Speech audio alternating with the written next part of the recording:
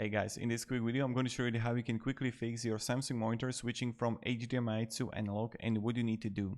So what you did and how to fix this is this.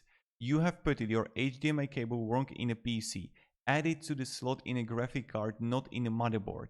So where you're going to have the motherboard PC and you don't want to put it there. You want to put it to graphic card HDMI. That's where you're going to put it. You're going to have it right there and you want to put it to your graphic card HDMI, not to your motherboard. And this is how we're going to fix the issue. So let me know in the comments if it actually helped for you.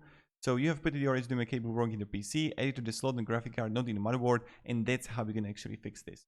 So thank you very much for watching, and write down below if it actually helped you. If it did, it would be great if you would just write there that okay, it helped me, so when other people would come here they would know that this is the fix for the issue. Have a great day and goodbye.